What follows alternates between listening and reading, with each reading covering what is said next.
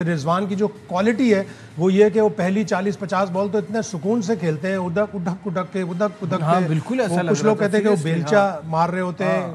तो कुछ समझ में नहीं आता। 8वीं गेंद पे उन्होंने पहला रन लिया, 19वीं गेंद पे जाके उन्होंने दूसरा रन लिया, 38 गेंदों खेलकर 38वीं गेंद पर वो आउट हुए, 16 रन उन्होंने बनाए, जिसमें 27 डॉट बॉल्स हैं। 27 डॉट बॉल इज क्रिमिनल। लेकिन अगर आप उनका ओवरऑल रिकॉर्ड भी देखें अक्रॉस ऑल फॉर्मेट, सबसे पहले तो जो चीज़ अच्छी है वो हमें माननी भी चाहिए कि 40 प्लस का एवरेज है across all format, this is very good. लेकिन आपका वनडे में 85-86 का strike rate is criminal these days. आप मैच बाहर से निकल जाता है हाथ से। 86 का स्ट्राइक रेट है, लेकिन वो जिस तरह आके शुरू में खेलते हैं ना, उस तरह ऐसा लगता है कि दुनिया की तेज तरीन बॉलिंग हो रही है, दुनिया की बेहतरीन बॉलिंग हो रही है। फिर वो जाके 50-60 रन जब बनाते हैं उसके बाद फिर वो तेज खेलते हैं और वो एक इनिंग में ऐसा ले आते हैं।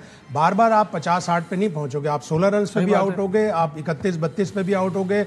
पिछली इनिंग्स में भी, पिछले जो मैच की थी उन्होंने 69 बॉल्स में से 31 डॉट बॉल खेली थी।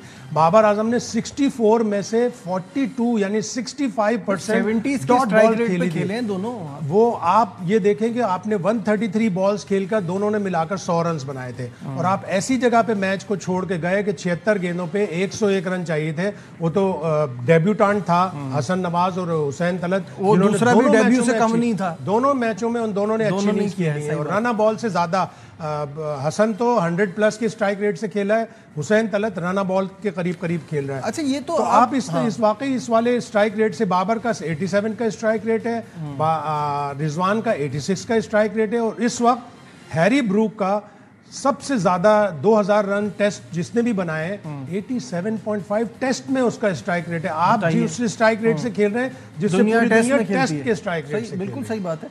अच्छा, दूसरी चीज मैं ये कह रहा हूँ कि चले आप गेम पे जो आ रहे हैं ना, वो तो बात की बात है। पहले तो मेरा जो हमेशा सवाल रहता है कि आप तो वो हथियार ही नहीं यूज करते जो आपके आर्सेनल में है, जो कल आपने टीम बनाई है। इससे पहले वाले मैच में मेरा एक पॉइंट था जिसपे बहुत सारे लोगों के मैं कमेंट्स भी देख रहा था कि वो ये थे कि आप किसी हाल में खुश नहीं, जीत गए।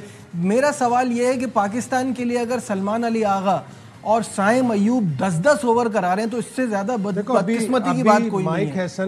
माइक हैसन वनडे में ट्रायल एंड एरर बेसिस पे चलेगा, उसके बाद टाइम है वर्ल्ड कप के लिए, अगर वो वर्ल्ड कप तक रहा।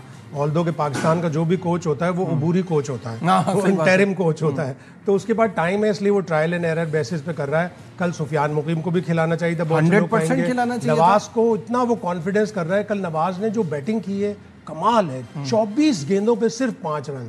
वो तो वो बॉलिंग करके उसने अपने 7 ओवर में बॉलिंग करके आप थोड़ी एज अ बॉलर नवाज को नहीं खिला सकते, पीरियड। या फिर आप ऑलराउंडर, या फिर उसे आप ये कहें कि हाँ ये हमारा बॉलिंग ऑलराउंडर है, हम इसे 8-9 नंबर पे बैटिंग करा लेंगे। अभी तक उसने बिल्कुल भी बैटिंग में तो बिल्कुल नहीं आ रही है बात। दूसरी, कल सुफियान हो सकता है। अब कल के चेंजेस से आपने टीम को और कमजोर कर दिया। आप 2 मेन बॉलर्स के साथ जा रहे हैं, इसका मतलब है आपने नवाज को खिलाया, हसन को खिलाया, अबरार को खिलाया। हसन ने तो चले शुरू में अच्छी बॉलिंग करा दी, फिर ऊपर से अब ये मेरे थॉट्स इधर उधर जा रहे हैं। पहले तो आप इसमें बताइए कि जो टीम खिलाई है वो कितनी गलत थी कि आपने बैलेंस खराब कर दिया। बता रहा हूं ना, वो ट्रायल एंड एरर पे बेसिस पे कर रहा है। उसकी स्ट्रेटजी, जो बहुत से लोग कह रहे हैं कि हसन नवाज को चौथे नंबर पे क्यों नहीं भेज रहे, तीसरे नंबर पे क्यों नहीं भेज रहे, तो हसन नवाज को वो यूज कर रहा है एज अ 20-20 प्लेयर। वो जब भी उसको हसन नवाज को यूज करेगा ऐसे, जब पिछले मैच में भी जब वो बैटिंग करने गया है तो 19.2 ओवर्स रहते थे। हसन नवाज ने बड़ी जबरदस्त बैटिंग की, बिल्कुल T20 के स्टाइल से उसने बैटिंग की। कल के मैच में भी अगर उसे 3 ओवर और मिल जाते हैं, जो बारिश की नजर हो गए, पहले आया था कि 40 ओवर्स साइड होगा, 37 पे जब फिनिश हो गया तो अगर उसे 3 ओवर मिल जाते तो पाकिस्तान को इजीली 200 तक ले जाता। ये और बात है कि वेस्ट इंडीज वो भी, ये और बात है कि वेस्ट इंडीज उसको भी चेस कर लेता। You are absolutely right. आप पहले मार्जिन तो देना, वो वाली जो बात है आपकी, पहला पॉइंट बिल्कुल सही है। एक तो हम शुरू से ये बात कर रहे हैं कि अब हसन नवाज का नंबर ऊपर होना चाहिए, इतना नीचे आके अगर आप उसको चौथे नंबर पे लाएंगे और वो जल्दी आउट हो गए तो आपके पास 5वें 6ठे पे मारने वाला कोई नहीं होगा। लेकिन फिर ये तो अभी उसकी स्ट्रेटेजी कामयाब हो रही है, दोनों मैचों में उसकी स्ट्रेटेजी कामयाब हुई है। अगर आपको 45 ओवर का मैच होता तो हसन नवाज आपको 250 तक भी ले जा सकता था। अभी उसके लग रहे हैं छक्के चौके। पिछले मैच में उसने 5 छक्के मारे, इस मैच में उसने 3 छक्के मारे, तो लग रहा है कि उसमें छक्के मारने की एक नेचुरल एबिलिटी। अच्छा, अब मुझे एक बात बताइए, अब आ जाते हैं हम रिजवान की कप्तानी पे, क्योंकि मैच राइट फ्रॉम डे 1 जब से रिजवान खेल रहे हैं, मुझे ऐसा लगता था जैसे बातों में, इसमें उनके एक जो कहते हैं ना जीत के लिए खेलने वाला, वो नजर आता है कि वो इतना स्किलफुल नहीं हो, लेकिन अपनी 100% देने की कोशिश ज़रूर करते हैं। बट इन चैंपियंस ट्रॉफी हमने देखा कप्तानी बहुत ख़राब, फिर बाद में आके ये कहना कि मेरी तो कोई चलती नहीं थी, उसका कोई फायदा नहीं होता। या तो अब उस वक्त कहिए कि कौन who is calling the shots, अभी ये बात कहिए कि ये टीम जो है वो हसन बना रहे हैं और इनका कोई रोल नहीं है, तो बात समझ में आती है। लेकिन अगर उनका एज कैप्टन रोल है, मुझे तो नहीं समझ में आया कि जब शाहीन और हसन दोनों अच्छी बॉलिंग करा रहे थे, बचा के ओवर्स का क्या करना था, एक और करा देते। हसन ने 2 विकेटें ली हुई थी, थोड़ा सा और फोर्स मारते। कप्तानी में उसकी फ्लॉज हैं।